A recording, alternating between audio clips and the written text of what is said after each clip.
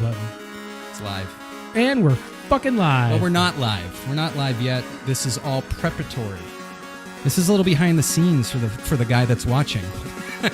Wow. We'll be on in 3 minutes.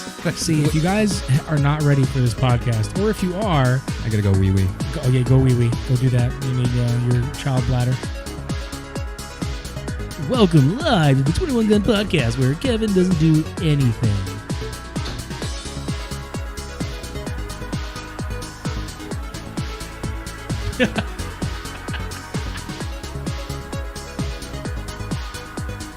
He just sits here and looks pretty. Product placement. Coffee and firearms. Coffee and firearms.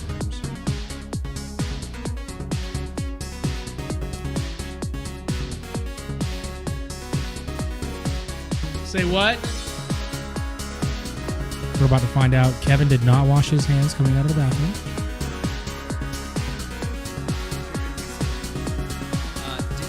Can you see the Twinkies here? Yeah, sure can.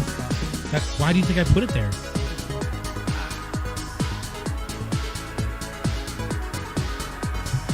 Depending on where you are in the world, good morning, good evening, good afternoon, and good night. What do you mean, ew? It's a little behind the scenes. You actually do have to warm up your voice. Shandy, So this is what if I you do would when I like warm up my voice every time. a good setup prior to the podcast to enjoy yourself, Ladies and gentlemen, crack welcome. a bag of 22 Sierra coffee. Ladies and gentlemen, welcome to the bottom of the ninth. 3-2 pitch. This son of a bitch has been throwing heat all day. There's no way he's going to still keep the inside low and away 97-mile-an-hour fastball. This piece of shit, I'll tell you what, they picked him up from AAA down in Pawtucket. Who the hell comes from Pawtucket? Kevin. No good baseball player. 3-2 pitch. Swing and a miss. He tipped it off. He stays alive. Runner on third is leading by quite a bit. They're going to try to pick him up, I think. Kevin realized he's not talking about football. I don't watch sports anymore, so that's how I... Sports ball. Test 1, test 2. I feel like my mic isn't close enough to me. Just don't eat it, sir. Just don't. Oh, I eat can it. move over. Look at that. Center myself. Something that hippies say. Center How yourself. fucking about that? What do we got? Almost a minute, and we're live. I hope these idiots don't know that I hope the mic's muted. I totally screwed that whole joke up. Wow, you ruined that horribly. I know. I was gonna pretend to make fun of the. All right, we're going down to 1 minute. Mute the mic. You mute the fucking mic. I got you.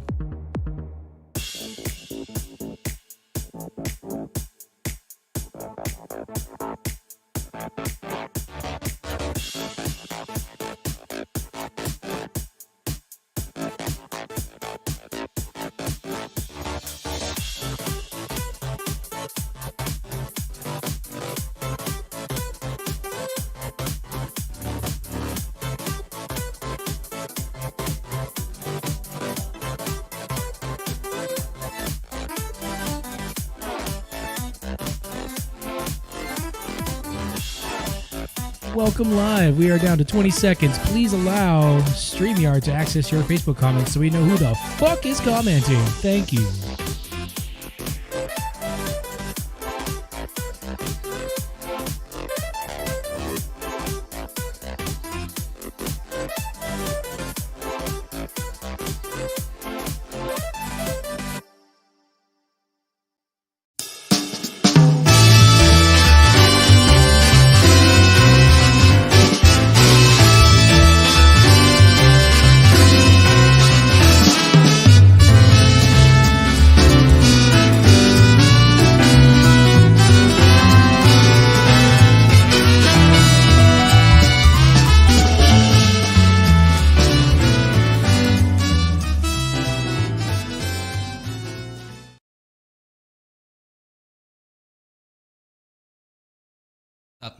Do it again. You're muted. Oh, God damn. You messed up within the first 5 seconds of No, the show. you told me to mute it, and then it didn't unmute itself. 3, 2, 1, go, Don't Kevin. worry, kids. Don't worry, kids. Mommy and Daddy aren't arguing. We're having a discussion, so don't worry. Mommy, don't hit daddy. Mommy, don't hit daddy. Welcome to the 21 Gun Podcast. I am your host, Kevin Sullivan. With us, as always, is Jeremy, and we have a studio audience. However, He's not on camera. He's just kind of hanging out and listening. So we will just, do you know what will happen is throughout the show, because this is such a quality show, you'll hear him laughing in the background. Actually, you have a mic right there to your left. You do. So if you ever want to chime in, you can just say something. Just say something. Say something, mystery guest. Just go, hi. Hi. Like, just all you have to do is touch it. Yeah, talk right in the mic. Just touch it. Just come on. You want to do it. Just touch it. Yeah. So just you put your mouth up and you say hi. Hello. Hey, did you hear that? It is. See, we're not lying. We actually do.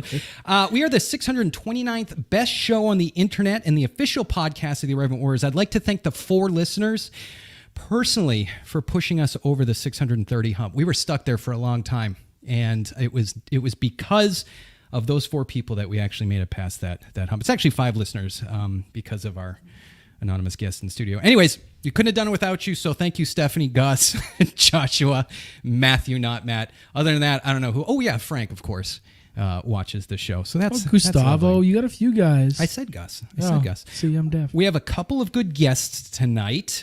First, we have Paulie from Paulie's Push coming on to talk about an amazing feat he is undertaking. Last time I butchered it, so do you know what? Let's play his little psych video, pump up video. What do they do that? There's a name for it in sports. It's a good video. It's got a great video. We talked about this beforehand. It's on his main page. It's I'm pulling it up. There we go. It's a good video. It's got a great video. Why do I hear? It's on his main page. I'm trying to figure out. Hold on. Are we having like technical weird? What's happening is we're hearing Facebook. Turn your Facebook off. There we go. I don't know how that unpaused. That's cool. Now play Paulie's Push. You can keep our pictures up there, so there's no. I knew what I was going to do. And it was to push a beverage cart from gate C19 in Boston with 175 left. Oh, I didn't realize that. From the gate to Ground Zero in New York in memory of those crew members. He's from the old country. But that's what I'm here for. That's why I survived what I survived. I'm still here today. I'm here today to do this, to recognize these crew members that should have been recognized 20 years ago. What those flight attendants did on 9/11, they were the first responders, and they deserve to be treated as heroes of 9/11. What they did, they utilized everything they had on that airplane. Well, I'm going to utilize everything I got to get that beverage cart from Boston to New York at Ground Zero. Awesome. Can't wait to talk to him. I think that's a fantastic undertaking. And yes, we usually have veterans on the show. However, 9/11 is so intertwined. It's so connected to the global war on terror veterans. And that's not to discount. Everyone had their service. Everyone has everything. But, the last 20 years, we got to talk about it because the majority of veterans that do Irreverent Warriors things are since 2001, at least in that age group. We obviously have our Desert Storm in Vietnam and Grenada and all that stuff. But yeah, so it'll be good to talk with him. I think it's going to be a great conversation. We also have none other than the Left Coast's own David Boston coming up. I don't know. Is that an insult to them when you say left coast? If you look at the map, it's on the left. I mean, I don't know what you guys are all upset about. It's on the left. We're on the right. Oh. What? I don't know what you're talking. I'm just saying they're on the left. We're right. I mean, we're on the right. So that's all. I don't know. Dang. But we'll have him on, and that'll be fun. What else we got? I don't have many more announcements than that. I would like to go over the upcoming hikes. August 14th, this weekend, we have 2 hikes in North Carolina again. North Carolina just... You listen, if you love Irreverent Warriors, just move to North Carolina because all the hikes are going to be here eventually. It's going to be 70 hikes. We're trying to figure out why there's 3 in 1 month. What's going on? Thanks, Russ. I don't know. August 14th, Kansas City, Missouri. August 14th, Charlotte, North Carolina. August 21st, San Jose, California. Obviously, we have our coordinator hopping on. August 21st, Philadelphia, and then Atlanta. We have the Atlanta person hopping on next week. Philly, you're not returning my emails, so you know what? I'll talk to Mally because Mally is he's from Pittsburgh, but it's kind of the same. It's only like 4 hours apart. The same thing. Yeah. August 28th, Quad Cities, Iowa. Was there a 70s? Did I bring this up last week? Is there a 70s band, like Quad Cities something? Or I don't know, but I really want to know now. It's like the Quad Cities Rollers, the Bay City Rollers. Bay City Rollers. Never mind. Sorry. And then last week we didn't know what IA was. Sorry, Iowa? Indiana? Indiana. Is IA Indiana? Yeah. Okay. We did the same exact thing last week. N is what? IN is Indiana. IN. No one can hear you. Iowa. Quad If you want to Cities, talk, Iowa. you got to speak into the mic. Just put it up to your lips. That's all. You That's don't touch what it. he said. Don't touch it. Just slightly, and then just talk into it. Okay. And then obviously August 28th, Raleigh, North Carolina. I might go to this one. He's okay. He said he's coming to this hike because I said we're providing prime barbecue and a great comedy show, which Who's doing the comedy? I can't tell you. We're going to discuss that when we have somebody on for Raleigh. So just Ron Ripley's going to come. It's like our only comedian. No, we have Bobby Henline. No shit. Yeah. That's right. Hey, tell him to contact me because he won't answer his Instagram. You talk to Makes me Russ, wonder. your best buddy, who All right, is I'll in talk to direct Russ. contact with him. Russell. We'll have Mr. Henline in studio if he would want to do that. So that's it. Those are our hikes coming up. We're obviously, there's some crazy shit going on right now. I don't know what, because I don't watch the news, but there's something going on.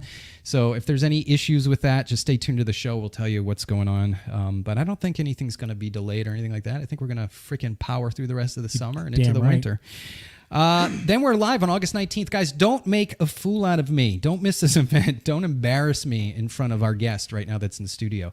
Head over, if you're in Raleigh, I mean, actually, you know what? If you're in San Jose, drive on over, Mr. Boston, to Revival 1869, deep in the heart of Clayton, North Carolina. Beautiful bar, beautiful area. I haven't even, behind the scenes, a little peek behind the scenes, I haven't wrote a single note for this show. I have no idea what I'm going to do. I don't have any guests. I have no idea what I'm going to do. I might just pick up people. I don't know.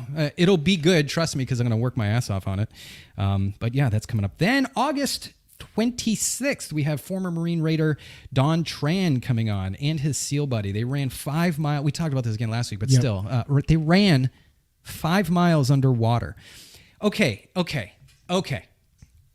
we get it, operators. You guys operate. Operators got to operate. But why do you always got to show us up like this? That's literally what they do. It's like the Irreverent Warriors. We're like, we walk 10 miles sometimes at a 2 mile an hour pace. And then these guys are like, yeah, I pick up a 45-pound rock and I run underwater for 5 miles. They obviously trade off. They can't hold their breath for that long. But come on. I can't hold my breath standing in the shower, let alone going underwater. So I think we're good. Yeah. I think it'll be fun having him on. August 18th. Back up a little bit. This Wednesday, I'm going to be over at Burbiz. So if you guys want autographs or just to hang out with me, actually, this is the truth. I can't get anyone to go with me, so I want friends. Even Dan Sharp from Pop Smoke isn't going. Jason Piccolo's. No one's going. No one? Oh, okay. You're That's not because they going. found out that Kevin's not going. Oh, maybe they found that I was going to be there. Oh. So I'm not going because the 18th is my daughter's birthday and I'm being a good dad. Should be a good time. Anyways, if you guys want to go to Burbiz, head over to burbiz.com. Sign up, BOURBIZ. Sign up for the free tickets. It's a networking thing. There's always some cool people there. I believe Bobby Henline was there before. Rush, what's his name? The big, giant, massively monstrous chef. That I think he used to be Trump's chef. Oh, yeah. Chef Roosh? Sure. Roush. Anyways, he's usually Roush there. is Mustang. But I'm making all this stuff up because I actually don't know who's going to be there, but there's usually a lot of cool people. Mandeville is usually there.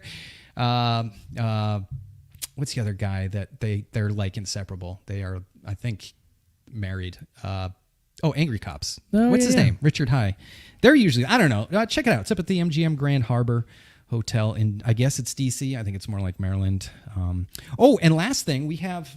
I didn't bring him. You might have him. We have the Semper Fly guy coming on. I don't know his name. Ooh. I don't have his name, but he's got an awesome business. So how I discovered Semper Fly, he makes sunglasses. And give yourself a close-up, Jeremy. Let everyone see this. Well, no, I was going to say just click on your main shot. Here, you want me to do it? Want me to produce the show for you? Yeah, is that what you want? Please do. Okay. Yeah, there you go. So he's going to come on the show. I think it's so. I found him on Reddit of all places, and if you go to Reddit r/USMC,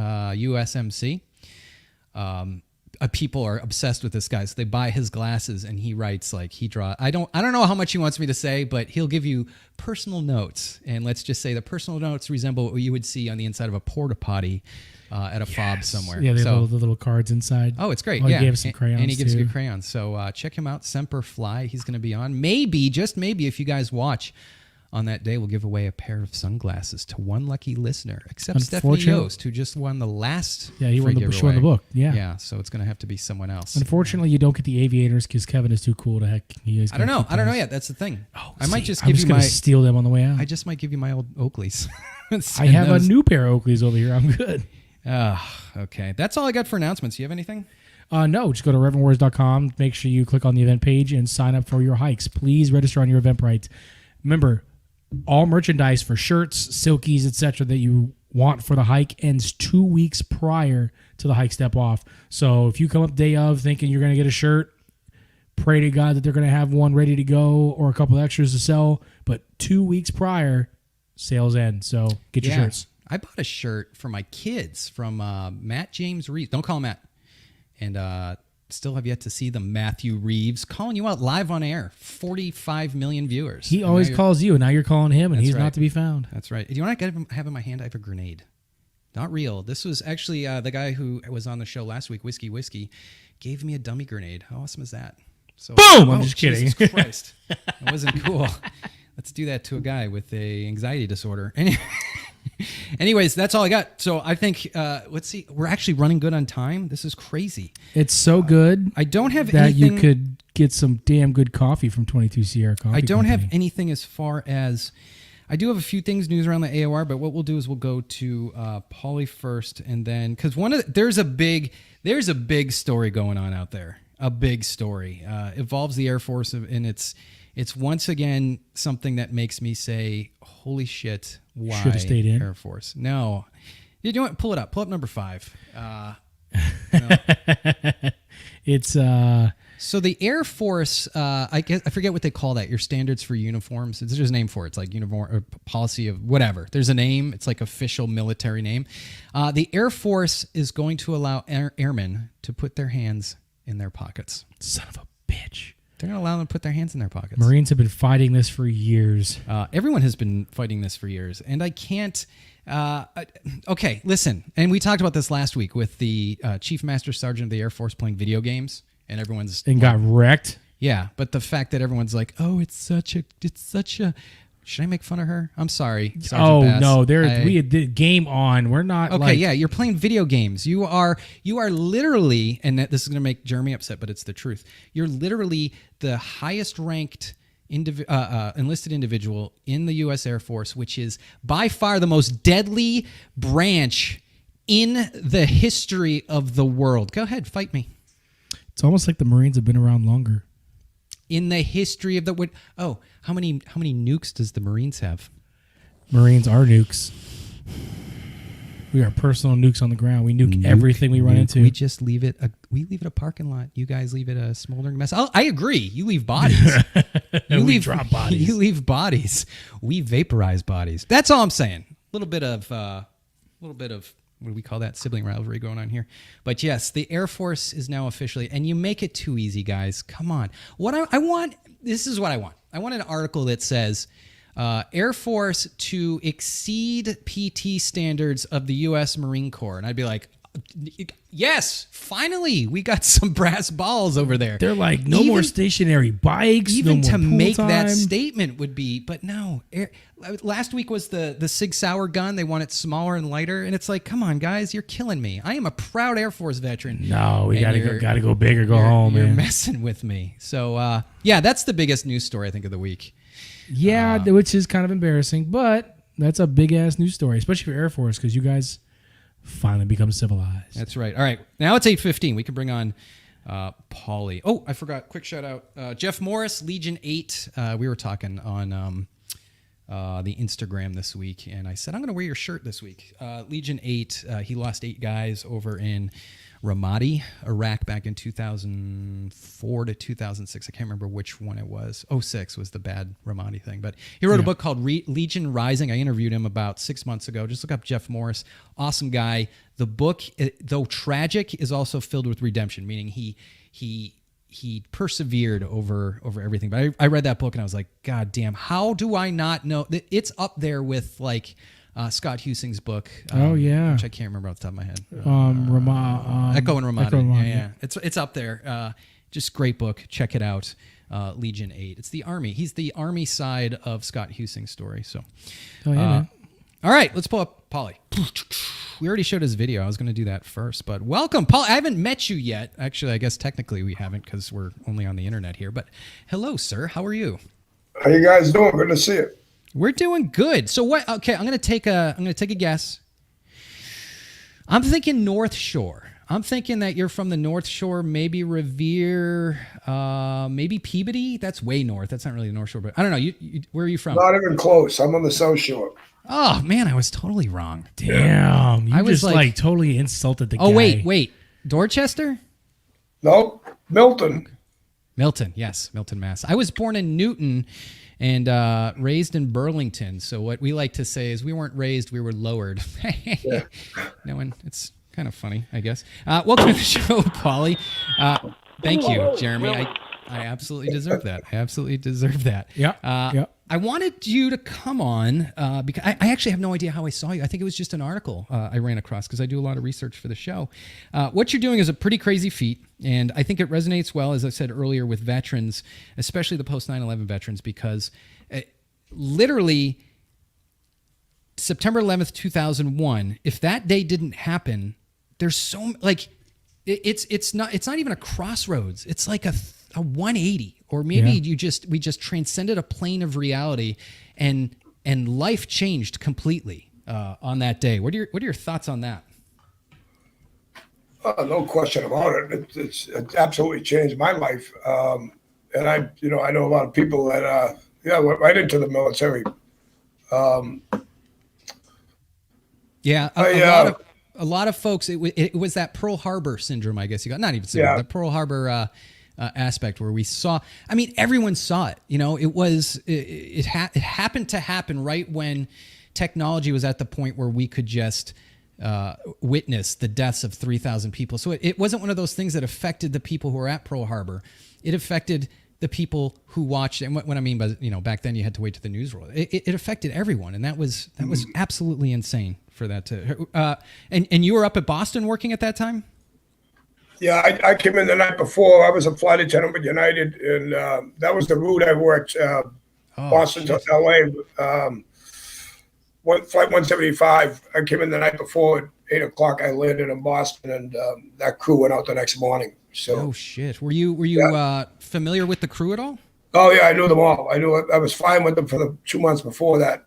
The reason why I wasn't with them that was their first trip of the month. I couldn't hold that schedule. Seniority wise, that's why. So but the 2 months before that, I was with them, and I knew that Boston was a small base. It still is for United flight attendants, and so we all knew each other. But that's it's total insanity. I have to say, first of all, I like that picture behind you. This guy here. It's actually signed by the guy who killed him. I like that. Team Never Quit. Little shout out to those guys down there. But that's Rob O'Neill's signature. I'm pretty. It's one of my prized possessions because, none of us like UBL. I think they call it. I think it's CIA called him UBL. But I didn't realize that you were so close with the folks that were involved there, and I guess that makes sense. I mean, it was United, and what were the other flights? There was United 93. There was once. Go ahead. There were 4 flights, 2 left out of Boston. American 11 was the first one. I was going to the West Coast. It was a 767 wide body. Yeah. Then United 175 was the crew that I knew. That was a 767 wide body. Those 2 hit the towers. Then there was American Flight 77. That was a 757 that went into the Pentagon. And then the United 93. That was a 757. And that went into the Shanksville. So all those 4 planes, the cockpits are all the same. Pilots can fly either a 57 or a 67.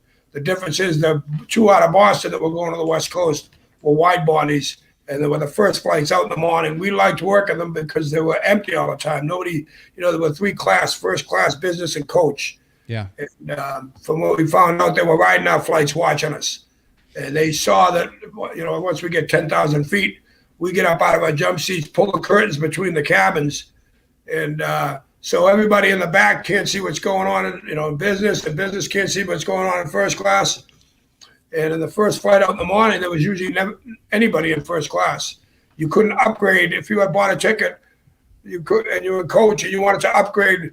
You could only upgrade one cabin, which you could only get up to business. You could never upgrade it to first. So first class was always empty, except that morning. There was the difference between the first plane, the American Flight 11, and the second plane was American 11 had one passenger in first class. And my flight 175, they had more. They had 2 ticket agents that were riding the plane on vacation, sitting in first class. There was 2 pro hockey scouts, Ace Bailey, who played for the Bruins, and Mark Bavis. There were scouts for the LA Kings. They were sitting in first class. So the difference in, I can't say for sure, but we've all seen that second plane banking, and it almost looks like it's going to miss the tower. Yeah. I swear they were trying to take that cockpit back. There were some guys on board, that I knew. Al was a retired cop. He just came to work for United 10 months before that. And there was Michael. He was engaged. Him and Amy, they were engaged to be married. There were some guys on board, so it didn't go as easy on the second plane. I believe, it's just, I don't like to talk about the scenarios that we've heard of what happened up there, but it wasn't pretty. It was pretty gruesome. Yeah.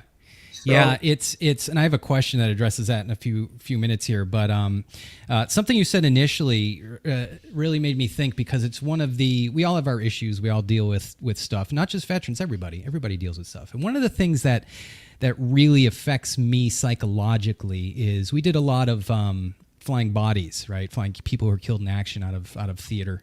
And the thing that gets me, and it's like this weird mind, it's not a mind trick, I guess you could call it, you get into the metaphysical or something, but whenever I meet a veteran who is wounded or who is just there, who is in Iraq or something, I feel like the chance encounter that the man that I flew or woman that I flew back who was a KIA could easily have been the person that I'm talking to right now. There's no difference. There's no difference in those people, right? There's no difference in the people that were killed versus the people that are still living.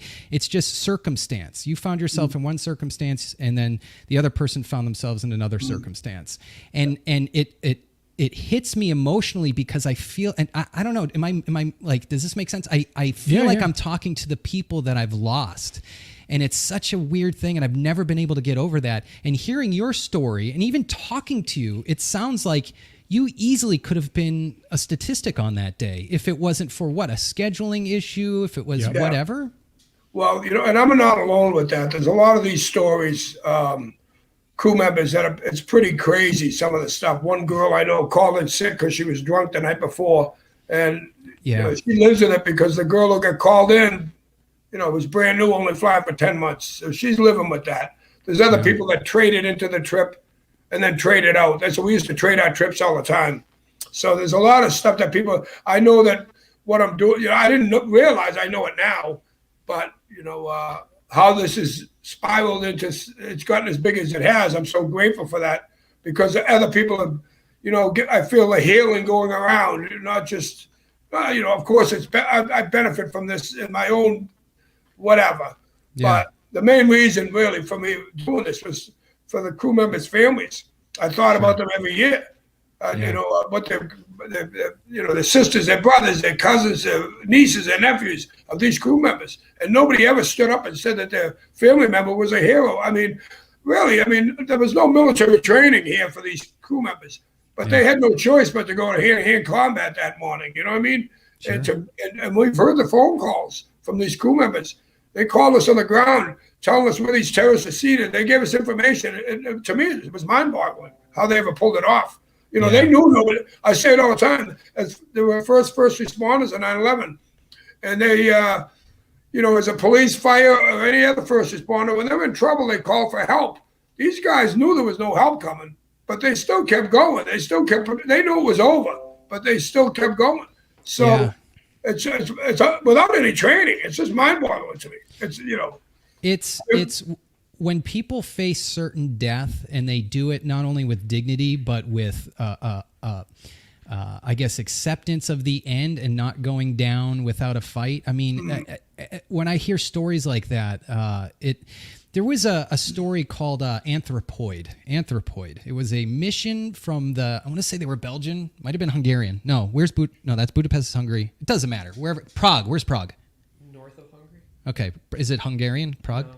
So it was these, they made a movie about it. It was these guys that jumped behind enemy lines to kill one of Hitler's top dogs, right? And they knew they were going to die. And they were like, well, we're going to die anyways. And so many people are going to die anyways. And that always, it sounds morbid or whatever, but it's also an inspiration that people can look beyond their own lives to sacrifice for others.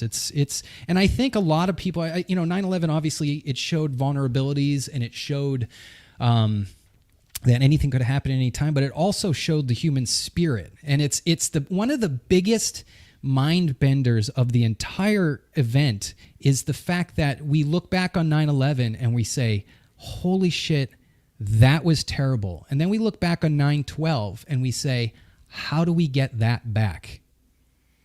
So surprisingly, they kind of, not to interrupt, but they had the first baseball game. I think it was Yankee Stadium. They had a baseball game. They went the next day, and that was like their big, you can't rattle us. You can't shake us. Yes, this was a horrible thing, but they had a baseball game go the next day, and it's America's pastime. That's the way to do it. It brought, like, I'm getting choked up thinking about it, just millions of people across the country in the world, just baseball. We just had the worst tragedy on our freaking U.S. soil like that in a long time. Let's hold our heads up high and watch some freaking baseball. And that's amazing. That's how we do it. We persevere and we push through, and we can move on with life and not let it phase us. That's kind of that's how I see it, at least. Sure. Paulie, how do you feel about that phenomena, that 9/12 phenomena? Well, it's funny that you brought up the baseball thing.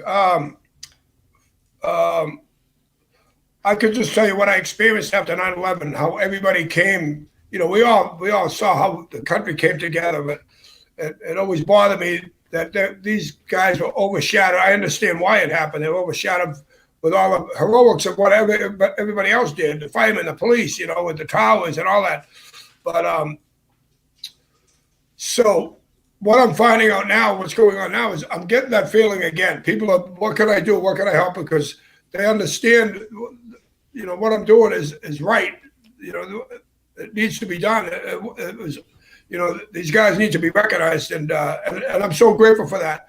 But some woman contacted me about, I don't know, 4 months ago maybe, and she said she heard my story, and she told her daughter, who was engaged to Pete Alonso of the New York Mets, and they have a foundation called Homers for Heroes. So this is mind-boggling. All I ever wanted was national coverage. That's all. I've already, I have already feel like I've accomplished my mission with national coverage, because these crew members' families are from all over the country, and that's already been done by this one act that's going to happen. So they have Homers for Heroes. And when I come into Ground Zero on September 11th, pushing that beverage cart, the Yankees are playing the Mets that night, September 11th, on the 20th anniversary. The two New York baseball teams on the 20th anniversary, and they're inviting me on the field. Awesome. Hell yeah. Couldn't believe it. Now, right after that, I found that out. I said, that's it. I got the national coverage I needed. It hasn't stopped since. But so I'm on this podcast because of what you guys. I know you guys understand. Oh yeah. These guys they were Americans on them airplanes. And they deserve to get recognized. That they stood up to terrorism that morning at 8:00 in the morning. They stood up to it. Let's recognize. Did they ever get the what's that civilian award it's like the Medal of Honor but for civilians? Did the crew members ever get that? No, and it's funny because I don't know much about that, but I thought about that. They really should. I think they should. 100%. They give it to politicians because I don't know. Politicians do politician shit. Yeah. But these people sacrifice their lives, and I've been to the United 93 site. That those. They have proof through the phone calls that these folks were just like, you know what? Let's take it back. And it's the Presidential Medal of Freedom. Yes, that's what it is. So, and we got to just repeat because some folks jump in late. But we have Paulie. Is it Veneto? Veneto. Veneto. We have Paulie Veneto from Paulie's Push. You can check him out on pauliespush.com. And for the Marines, you got to spell it out. It's PAULIES push.com. Damn it, I'm sorry. I was spelling it wrong. I know. The whole You were freaking time. spelling it wrong. So when did you come up with this idea to put? I mean, it's crazy. You're going to push a cart from the gate all the way down to ground zero. Where did this come up? How did you figure this out? You know, it baffles me that everybody is so amazed at this idea, and I don't understand why. I mean, I really don't. I don't understand what's the big deal to me. I mean, I could push a wheelbarrow, but you wouldn't know I was a flight attendant if I pushed a wheelbarrow. That's true. You know what I mean? It's just. I think it comes down to like what. I mean, yeah, you could push a wheelbarrow, but that doesn't show that you were a flight attendant and was honoring something like that. You could push a wheelbarrow and paint it that way, but pushing the cart, that means something. So when you have something that can go national, and when you look at it, you're going, oh, that's the guy who's pushing the cart versus a wheelbarrow. It's all about perception and what it looks like. And I think that's why people are looking like, why is he doing that? And you look it up, you're like, oh, shit. But if you do that and you're like, I'm pushing a wheelbarrow, no one's like, oh, well, he's pushing a wheelbarrow. Yeah. I thought maybe he was going to work. So where'd you come up with the idea? Well, I don't know. To be honest with you, it was about 5 years ago, and I said, you know something, I got to, I got to recognize these guys, and I got to do something that nobody's ever done. And one thing I know about is pushing beverage carts. I pushed them all over the world, except at 30,000 feet. Yeah. So I know nobody's pushed one on the ground this far. And I said, that's what I'll do. I'll just push it right from the gate. And so it wasn't a big deal. It wasn't like I had a brainstorm or I had a think tank or anything. It was just, all right, I'll just push a beverage cart. And I didn't have the beverage cart. I brought it out for the first time March 1st into a park. And it wasn't the second day I was in the park, some guy finally saw me the first day and the second day, and he asked me what I was doing. And at this point, the beverage cart was just regular. I had no signs on it or anything. So I explained to him what I was doing, and it wasn't an hour later. He posted it on Facebook, and it went viral. Next thing you know, news stations are calling me, and it was just crazy. God, that's great. Did you modify it at all? So you have like better bearings or wheels that roll a little better? Or is this a straight up what we would call a stock beverage cart? It's a stock beverage. You know something? The first thing everybody asks me, you need different tires. You need this. You need that. You need this. So far, I've had the same tires on it since March 1st on the pavement. But I bought extra sets just in case, and I got a second beverage cart, and because I got to go 40 miles on an old railroad bed for 40 miles in the woods in Connecticut. Wow. So these tires won't make it on the railroad bed. So I got some air tires on my other beverage cart that I'll use when I'm in there. But I've thought it out pretty much. Everything that people suggest, ask me, I've already thought it out. So. Nice. Do you? And I assume you've been asked this before. So, do you have beverages in the beverage cart? No. Okay. Just I got a little cooler with some ice waters. Not alcohol, Jeremy. He's like, is there whiskey? Can I get two? Can I get two? I'm a fan of bourbon, just a little bit, Well, some people, when they look at the route, they name a couple of areas along the route. They suggest certain type of alcohol I should have for those areas, but I'm not going to mention them. Awesome. So everyone, check out Paulie's Push.com to check out everything here. I'm going to ask you some questions. Kind of about like your post 9/11 years. You when did you retire? How long ago was that? 2011 was August 2011 was the last time I flew. Okay. Have you had any struggles yourself over the years when I guess when you stopped flying or during flying itself? Oh yeah. Well, after 9/11, I was prescribed pain medication for a back problem. God. And I didn't know it was pain. It was called Norco. That was the pill. Sure. Very. And so I was a muscle relaxant, and so I proceeded on an opiate addiction. I flew for 10 more years after 9/11, and progressed into the OxyContin. Yeah. And then it was just insanity. I mean, I've always said to the press right from the start, right when I started this, that I have no problem talking about my addiction, but I don't want to spend the whole time talking about my addiction until I get to New York and recognize these guys. And then after that, it's fine. But I understand it's important for people. I got to carry the message of hope to people that have been down this road that they can come out of it. I'm 62 years old. I'll just tell you, it's a miracle I made it out of where I was, that I lasted as long as I did on an airplane, strung out the way I was. You know, I didn't realize the anger and the issues that I had. That's why I saw that picture. That's what I thought about for 10 years. Every time I got on an airplane, I wanted revenge. I wanted payback, and I knew I wasn't going to get it. I knew there was no way to get it. So I had this turmoil going on inside me, and the progression of the addiction was just fueled it. Every year 9/11 would come up, fueled it. And so I'm just grateful that, you know, it'll be 6 years. I'll be clean when I come in on September 11th into ground zero. And so it's an opportunity to carry the message. I know there's so many people that struggle with this, whatever reason. I know that it's possible to come out of it. I'm living proof, and the age doesn't make a difference. Yeah. I know a lot of guys that are, you know, that are a lot younger than me that I've been able to, you know, bring a little hope into their life, to give them a spark. And you know, I know for myself, I got 8 brothers and sisters, and no matter what they told me, there's something about the disease of addiction. It seems like family members try to help, but the message doesn't penetrate. It's usually a stranger. And that's how it happened with me. It was like my brothers and sisters, you know, they were watching me, you know, literally dying.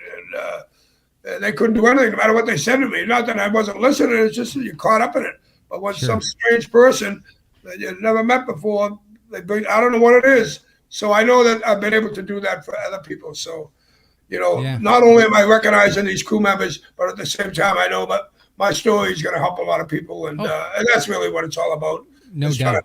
Help the next person. No doubt. And you know, there's always that judgment factor that comes with that. And as a medical provider myself, it's one reason why I won't write opiates, because it's not your fault. It's nobody's fault, right? Someone writes you a medicine and you say, okay, this is going to make me feel better. And it's human chemistry that addiction can come there. And I mean, you know, we talk about COVID, we talk about all these things, and I've heard nothing but silence about addiction over the last year. And people are I forget how many are dying a day. It's like 150 dying a day of opiate addiction, something like that. And it's like, Jesus Christ, we gotta. Anyways, we could go in the weeds with that. Next question. Hold on, I got to find it. Oh, yeah. And I guess the next one would be, obviously, there's a crossover there with veterans, right? Veterans struggle mainly for the fact that we don't like to talk about our issues. We don't want to show any weakness.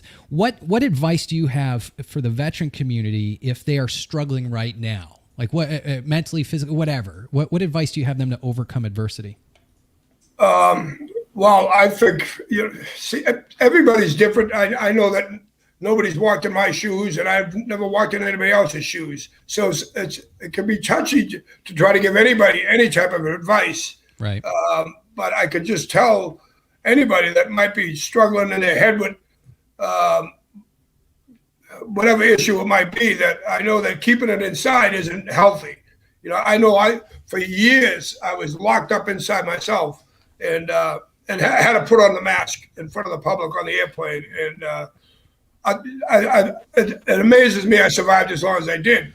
And so I think the benefit I got was when I finally just threw my hands up and was able to voice it and talk to somebody, and just constantly to the point I was getting myself tired.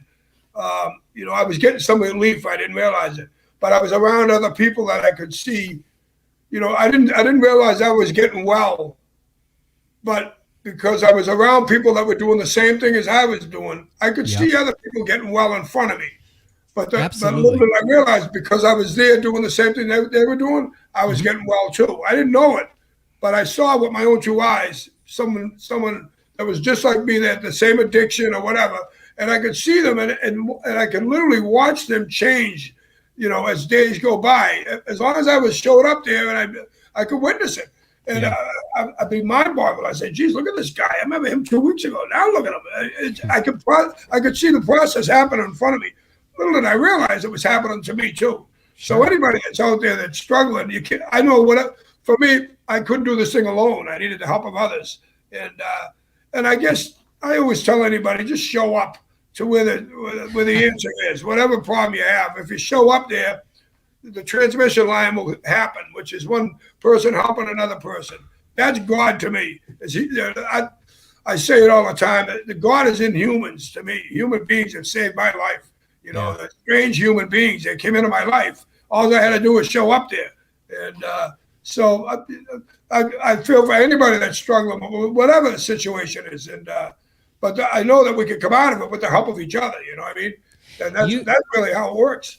I'm smiling right now, and I was looking at Jeremy because you are describing the mission of the organization that we belong to called Irreverent Warriors. It's about getting amongst the community. It's about saying, hey, do you know what? I've buried this for 15 years, 20 years, 30 years, and I feel like a weak person. And then you find out, holy shit, there's other people just like me dealing with these same exact issues. And you get together and you realize this isn't a weakness at all. And I mean, I was listening to you talking. I'm like, are you sure you don't work for Irreverent Warriors? So I just realized we had you on for almost a half hour. Let's pull up Jeremy. Can you pull up number 3? I want to show him his route. How can folks get involved with this, Paulie? How can they watch you go along, or maybe donate to the cause? How can folks who are watching and listening get involved? Well, if you go on the website, as you got up there, if you click on it, I don't know where it is on there, but it'll bring it up and it'll show you each town. That's showing the distance. But I think if you click somewhere, it's up on the right-hand side somewhere, and then click the map again, it brings up each town. So a lot of flight attendants, a lot of people that have been contacting me, they wanted to know where I was going to be, in what town and what day or whatever. But we have a guy that has designed a camera that's going to be on top of the beverage cart. Oh, and, nice. So there we go. And now you can zoom in and it'll show you each town. And so, but you'll be able to follow me, because there'll be a camera on top of the beverage cart. So you'll know where I am at what day or whatever. So, because, I want people to come out and walk with me. Why not? I mean, a lot of flight attendants that live along the way, all different airlines are going to be meeting me. We just found out that the Mass Transit's MBTA is going to have a shuttle boat to bring me off the airport. They were going to escort me through the tunnel, but it was too dangerous. So I just found out tonight that they're going to have a shuttle boat. But of course, donating to the causes, which are for the crew members' families, whatever nonprofit organization they have, half the money's going there, and the other half is going to my best friend Kevin Stevens, the hockey player. He's got a foundation called powerforward25.com, and that is his sister Kelly Wilson. She's the one that really, if it wasn't for her, I wouldn't be doing what I'm doing right now. She coordinated this whole thing for me, and so half the money will go to helping people in recovery, find housing or whatever, and so it's turned out to be helpful all around for a lot of people. All I got to do is push this beverage cart, so I got the easy part. Yeah.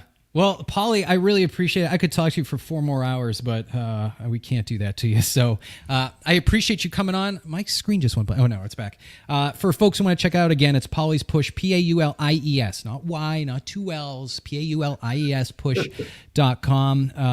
Get involved. Help this guy out. And, I mean, this is just an incredible thing. And, I mean, you're reaching people because it's not I can't tell you how many times I see news articles. I'm like, okay. But I saw your article and I saw what you're doing. I'm like, I got to talk to this guy because this is just fantastic what you're doing. And with the 20 years coming up, I can't even, 20 years is coming up. That blows my mind. Yeah. But yeah, it's important. It's important because there's a whole generation of kids now that weren't alive. No then. idea. And so they got to say, yeah. So awesome. Paulie, thank you for coming on and sharing your time with us. Hey, thanks, guys. Thank you, guys, for your service. I really appreciate it. It means a lot. My father's was a World War II Marine. So, Semper Fi, man. Thank you. Yeah. Well, it was our pleasure. No, what do we say? Best job we ever had. Best job we ever had. Thanks, guys. Thanks, Paul. Take care. Take care. Okay. See, that's why I want to do the one-on-one, like the NPR. I call it the NPR full stuff. Yeah, because I could talk to him for hours. Dude, that guy was so freaking interesting.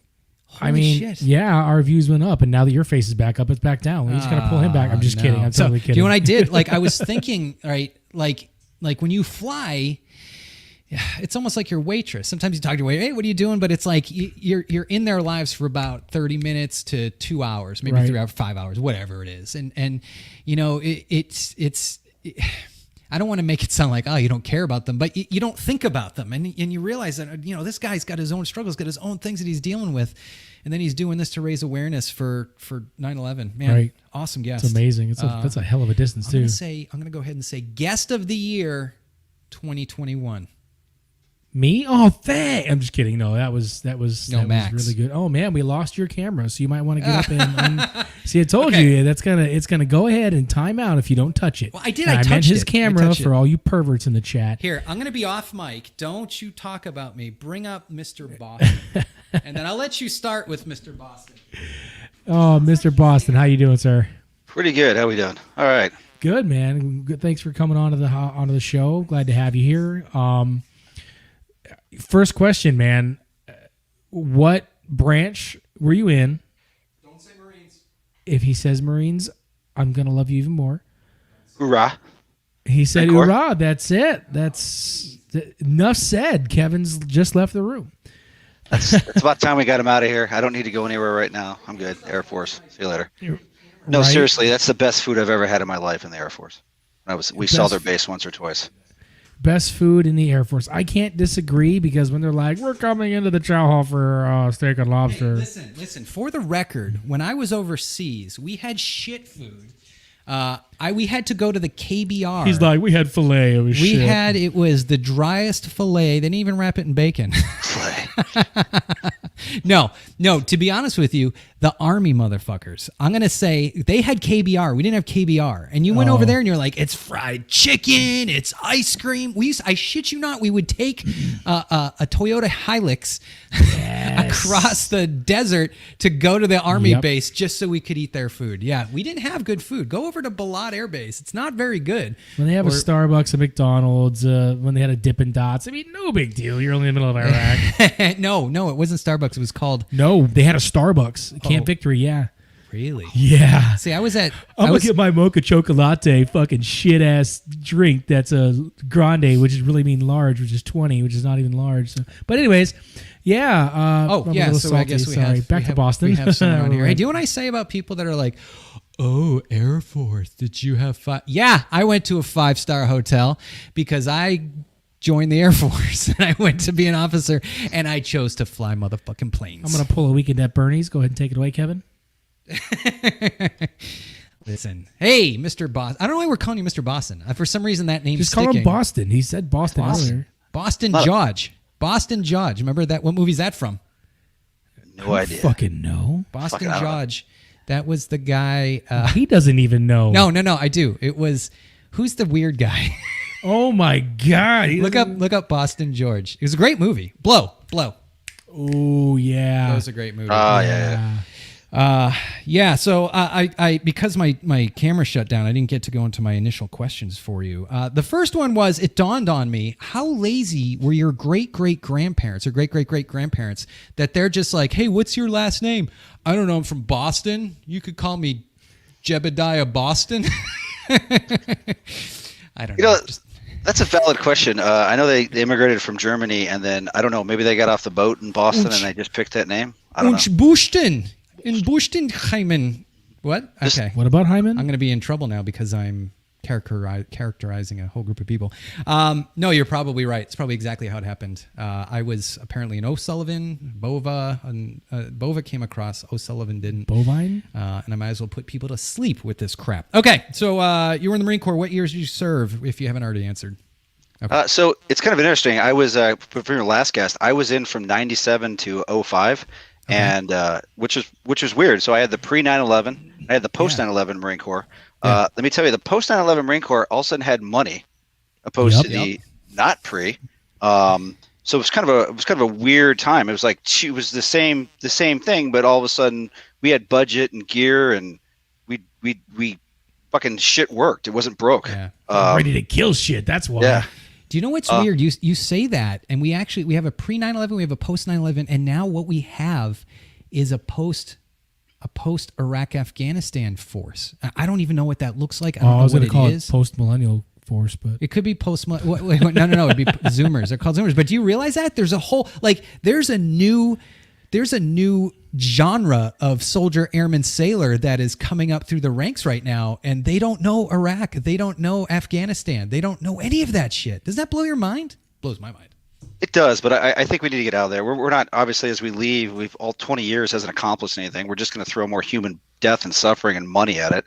I agree. True. Without getting too political, it's time to stop breaking people over there. I agree. However, Jeremy, pull up. I guess we got to talk to you about your hike, but this is more interesting. Pull up number 4. This made my blood boil a little bit. Taliban workout one? Yeah, the only reason why this made my blood boil is because I thought about ISIS when they took over all the bases in Do I have Iraq. to click on the link? Yeah, This post is deleted by the original. Why? Reddit has become Yeah, it's gone. Reddit is just, you can't post anything. Anyways, it was a video of the Taliban working out, and see if you can find it when we talk about it. Maybe on YouTube, or I don't even know where you'd find it. But the Taliban are working. They're working out in American gyms on American equipment, drinking it's like, what? And it just brought back that thought of when we saw Mosul fall, and then when we saw Kirkuk fall. I don't remember if Kirkuk fall. I believe it did. And then we saw basically all the way heading down I was going to say Al-Qaeda, but that's Fallujah. Like, it made it all the way down there. And then you start thinking, and this is a bad place to go. Don't go here, veterans. But you start thinking, well, what the hell did we fight for? What the heck were we fighting for? Let's hear your opinion on that. Let's hear your opinion on that. Like, if I think I've seen footage of places that I've walked, carried a gun, fought over, change hands, and I just, I don't know. I don't want to dwell on it. I think of the other deployments I did before Iraq. It seemed to be this. It felt like I had accomplished something, but in retrospect now, it doesn't. I guess I get my version of the Vietnam War vet thing of what the hell was the point? Yeah. How do you keep yourself, and it sounds like you don't, how do you keep yourself from going to that dark place, that part where you say, what did we fight for? If I can just chime in. Well, actually, no, I want to hear your answer, but then I have an answer from the great CZ Colin Lopez. But go ahead. Let me hear your thought on it. My answer is I just lock it away, and I try to connect with all the buddies I serve with, and just talk about all the hilarious, crazy shit we got away with and we did. And I don't dwell on, was what we did an accomplishment. I just dwell on the fact that we came back, we're here, we're still talking to each other, we're hanging out, our families are hanging out, we get to do stuff and we get to have it. But if I dwell on that point, I just go in circles, and I don't go too dark. I just get so pissed off that I can't be around my family. So I try not to go there, and I just try to reach out. Yeah, I guess that's the best way to think of it, right? You look at, like, when we go there and you're getting shot at or whatever the situation is, you're not like, I'm doing this because President Bush or President Obama or President Biden or President Trump, I'm doing this. No, you're doing it because you put you signed your name on the line. You're now where you're destined to be. And so it becomes, and this sounds so cliche, but it does, it becomes the people to your left, to your right, it becomes the people, everyone that's around you. And that's really, I mean, if you start thinking about sacrifices as something that were futile, then, I don't know, you're just going to go to areas where I don't think you'll be able to recover from. Well, I think it comes down to me personally, for me, and this is not a plug, even though it's here. We personally use, what's those two words there? Not Irreverent Warriors. Dark humor. Dark humor. That's what we use. We use humor, albeit very dark, to get past those days. And I'm talking nothing off the table. Like, there's nothing that gets by me, as you know, me being banned on Facebook for the third time. Dark humor is what gets us through this, and that's the whole point of being a part of this organization, is we use humor and camaraderie to improve mental health. That's literally what we do. That's what we're here for. And we're here for, and I don't want to speak out of line, I guess, for Irreverent Warriors, but we're here for each other. So it's like, I sometimes find myself, what's that? Here for the humor. I sometimes find myself guarded, and it's like, well, a civilian, and it's like, but at this point during the hike, it's not about the civilian. It's about me not being guarded as to what I can say and where I can go with my thoughts. And that is the part of the hikes that are... And not offing myself. That's literally the bottom line. Yeah. Right. I mean, to me, the bottom line is just being who we were. And yes, Air Force veterans, combat veterans, operators, also go down to dark places. We all know that. Chow Hall. What's that? Yeah, Chow Hall. 4-star hotels. Let me tell you about this place I went to once in Oman, Jordan. Did you ride your bike there too? What's funny is the week I got back from being there, our plane broke, 5-star hotel. My buddy, same job, just different crew. They go to the hotel and they were, I'm not okay, dark humor. Yeah. Uh-huh. There was a wedding downstairs and a suicide bomber hit the freaking 5-star hotel. And it's like the humor in that is, okay, there's some tragedy there. But we always brag about going to a 5-star hotel in some Middle Eastern country, and the suicide bombers don't care. They will find you and still fuck up your day. Oh yeah. Completely. Yeah, so I guess you got a hike. Tell us about your hike. When did you first get involved with the Irreverent Warriors? Okay, let's back into some dark stuff.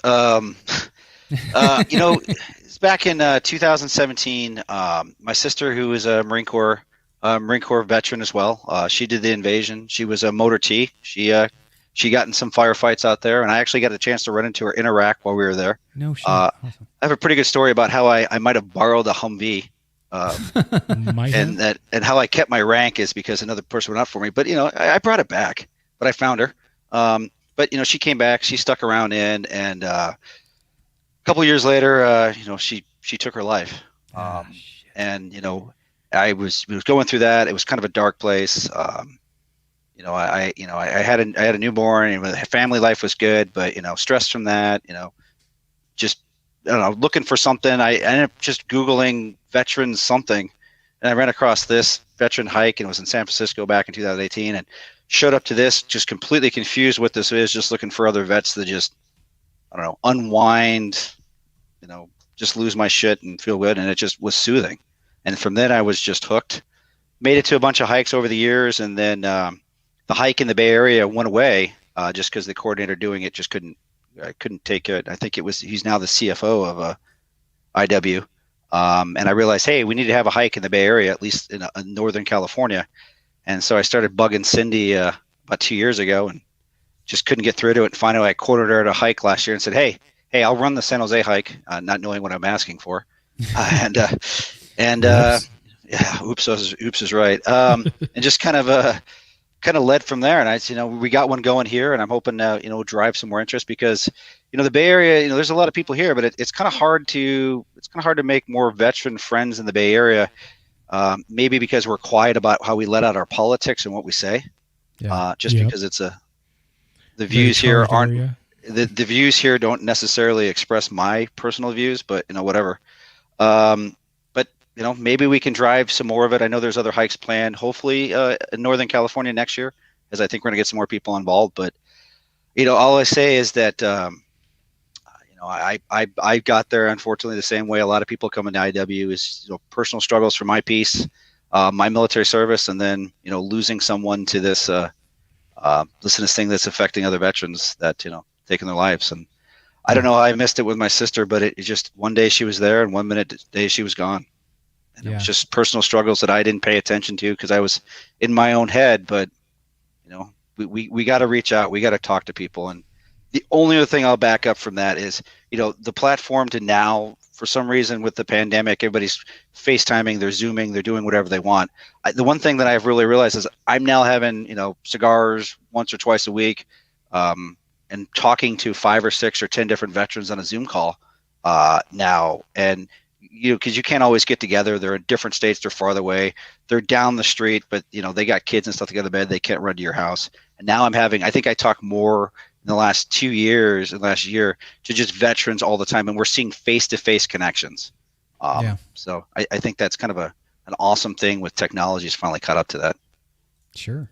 Yeah, it's one of the, I guess we call it the silver lining of the past show that was the last almost 2 years. But yeah, no, I mean, that's how this started. That's how this live broadcast started is we just started figuring out a way to, Jeremy's making noises over there. We found a way to get veterans together any way we can, because it's when you don't, it's when you allow them to isolate that's when the issues happen. That's why we have people overlook this, and it's a hard group of veterans to reach, is your 70, 72, 73, 70, your guys who are up there in age, like my neighbor, especially folks who are like widowers or whatever, widows. It becomes harder and harder. The older you get, the more distance you have between you and technology and all that. I mean, it's rough. So with that said, if you're listening and you have neighbors, or you have you might have a great uncle that you think is weird because he lives up in northern Vermont on a ranch with a 50 cal mounted on the roof. First off, if you have an uncle like that, I want to be his friend. And Second off, say hi. reach out and talk to. I mean, it doesn't matter. We brought this up a long time ago. What do you do? So you're at Harris Teeter or whatever you have around your place. That's a grocery store here. Well, that's more of an officer place. You would probably be a Food Lion type of guy, maybe an Aldi. Oh yeah, because Harris Teeter is expensive. Anyways, you're at the grocery store and you see someone that is you know that you can pick out a vet. I can pick out a vet. You look and you're like, I know that guy served. What do you do? Do you go up and you talk to him? Do you talk about Irreverent Warriors? What do you Hell do? no, I'm totally kidding. It also depends on what they're doing. If they're completely engaged in I have my business cards in the car. If they're engaged and they're actually actively shopping and they're busy with family, etc., then I kind of tend to not really try to throw myself at there. Hey, how you doing? Interrupt your family and they're busy. But if they're just kind of like meandering around, hey man, I noticed you are you a vet? Like, yeah, man. Have you heard about Irreverent Warriors? And usually they'll say no. Yeah. And I throw out, hey, have you heard about grunt style? And if you're a vet and haven't heard about grunt style, where the fuck have you been? What is this? Can you explain what grunt style is? Is it a grunt a style? Is a style of grunts. They're a clothing company and they make our stuff. We're also partnered with them. And on top of that, if they don't know who grunt style is, the other half is, do you know about vet TV? And a lot of vets tend to know about vet TV and not grunt style and vice versa. Mm-hmm. So I kind of go through the rigmarole of, hey, do you know about such and such and such and such? And if not, then I educate them on all of it. If not, then you kind of, hey, we're a part of Vet TV, and we're partnered with Grunt Style, 22 Sierra Coffee, and we do these veteran suicide prevention hikes. Yeah. And then I get oh, really? That's cool. I've been looking to get out. Well, here's my card. Yeah. Yeah, it's important. You can't let it. You know how many times I've looked at when I was with you, Max, over at, are we using his name? It's not Max. We use. He don't give a shit. So we were in just a 4th of July. Yeah, it was a July 4th thing in downtown Clayton. We're sitting there talking, and I see this guy that's got a blue Falcon shirt on. And I'm like, I got to go talk to him. And I go over and I'm like, hey, man, what's going on? And he was a little guarded. He was like, oh, who's this dude talking to me? And then he was, of course, he's a Marine. And we started chatting about stuff. And now I've got him enrolled in Warrior Angels Foundation. We chat back and forth, all because now, and I keep saying this to myself, and this is to anyone listening, this to anybody. If you have the slightest inclination, if you're like, should I talk to that person? Do it, because you never know what's going to change, what's going to help, what's going to, it's just. What's the worst they'll say? No. Yeah. Yeah. So anyways, we went on a bit of a tangent there. August 21st, San Jose, sign up. Where can Jeremy, or actually, do you know what? Mr. Boston, where can folks sign up for your hike? It's funny you should ask. I was going to pitch. You should go to Everbright and look up the IW San Jose hike. Everbright? Eventbrite? Everbright? What did I say? Everbright? Everbright. It's Eventbrite. Eventbrite. I don't know why I've been saying that for the last 6 months. I don't get it right. That's why I've written it down. I post it. I don't have to physically say it. Eventbrite. We got you. Eventbrite. And I got two things if you can indulge me for a second. Yeah, absolutely. I ran into somebody getting on a plane. I get in a plane. I'm walking down the aisle. I think it was on the way to the IW Leadership Conference back in February. And I'm walking down. I look over, and this guy's wearing a grunt style shirt and everything else. And I stop. Hey, are you a veteran? And he goes no. And I go, oh, okay, all right. Well, have a good day. And as I'm walking away, he's telling his wife, yeah, because I was wearing a grunt style. I think it was that pullover fleece black sweater or something I got a month or two prior in the winter. And he goes, yeah, that's the jacket I was looking for. And I'm thinking, wow, this guy's so into it. I thought he would have a better response for it. So he's the only non-vet I've ever run into that's wearing it. And I'm just like, I walked away confused with that whole conversation. Like he didn't have a follow-up, but I'm happy they're selling their product. It was just like he was decked out in it. I'm just like confused with it. Some people want to operate. Some people want to be a bro vet so bad.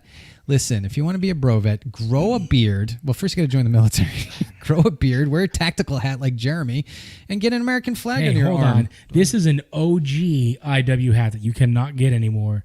You're just full of the OG stuff. You got the shoes. You got the. Just saying. But no, so interesting enough to piggyback off of him, Russell and I, yes, you, Russell, I'm talking to you. Russell. Last year we were walking back from Raleigh Beer Garden, which we shall. We're walking by and there's a local bar next to it, and these two guys were wearing grunt style shirts, and we're like, they looked the full jack, covered in tattoos, grunt style shirts, high and tight, exactly, high and tight freaking haircuts, and we're like, hey man, you guys vets? And they're like, no. But that's good. That's good for grunt style. Y'all are supporting us. Appreciate it. My wife wears a grunt style. She wears lots of grunt style. She has one that says, "Oh, well." Hers says, "Oh my God, Becky, look at his beard." Unfortunately, the beard has switched to this glorious mustache. I was just, you know what? I was looking at myself. Pull it up. Pull me up, Jeremy. Come on, give me my. There we go. It's a nice mustache. You got to admit. Who's the guy that we were? Nick Culpepper. Now, he's got more of kind of like that he's 1980s porn stash. No, the third baseman for the Mets. He's kind of got that little thing going on. Either that or it's the old school, like from Tombstone, just the gangly over the lips. Who's that actor that we were talking about a few weeks ago? Max, the big mustache guy who's got a deep voice like this. We were just talking about him. This mustache is yeah. I derailed the show with that. Yeah, you fucked that up. Okay, So, August 21st, San Jose. We got to start wrapping up. We're going over time here, and if we keep going over, then Facebook. So, San Jose. We're technically in Los Gatos. We're right outside of San Jose, like 5-10 minutes from downtown. It's a little smaller city. It's just a suburb. They've been awesome. The whole city has been awesome bringing us in. We're starting the hike. We're in a hike in front of a memorial that was just built. Flames of Liberty. Veteran organization just built it 2 years ago. But I got to plug the Los Gatos site that's having it. We kept it saying San Jose because nobody's going to know where the hell Los Gatos is on a map, but San Jose, they can find it. Yeah. Awesome. Well, I wish you all the luck with your hike. You know what? Jeremy, write this down. I'm going to make it to the San Jose hike. Put it in there for Wednesday. No, it's a Saturday next year. Put it in for next year. Yeah, thank you. But no, we have a running joke. I say that to every person that comes on. And he never shows up to a single hike. I do. I show up to if you're. All right. We got to wrap this thing up. David, thank you for coming on. You would all be dead if it wasn't for my son, David. Right? Another quote. We're just using quotes all the time. I think you're in the wrong industry. You're just movie quoting up. That's not where we're. I don't know what that is. You know what? A long time ago, people used to quote like literature, and now I quote alien movies. Yeah, you can give it to me. I'm the only one that took this shot. Willie. Sorry, Willie. Swing and a miss. Yeah. All right. Well, take care. Pleasure meeting you. Maybe I'll see you on a hike someday, because I do need someone to carry my pack. Typically. Perfect. Yes. All right. Well, anyways, appreciate it, man. Thanks for coming on. Take care. Thanks, guys. 9:09. God, what a dick! I'm just kidding. Yeah, I didn't actually do that this time. It would have been horrible if I did that to. I'm looking at you like, please don't say it to him because he was actually really cool, and I want to see you actually do a full interview with him. Just a nice. But everybody old man. else, like, God, what a dick! He's so cool. Yeah. Here. This is what we were talking about. I have the video. I brought that. I just put it up. Oh, why isn't it playing though? It's almost like I told you because I have it. Look at these assholes. These guys are assholes. There's no 50 years after the war. Let's, maybe we'll meet on the battlefield and shake hands. No, screw these guys. These are guys that can't hold an AK steady. Get dysentery, and I don't care. They don't even know how to lift. Dude, do you even lift, bro?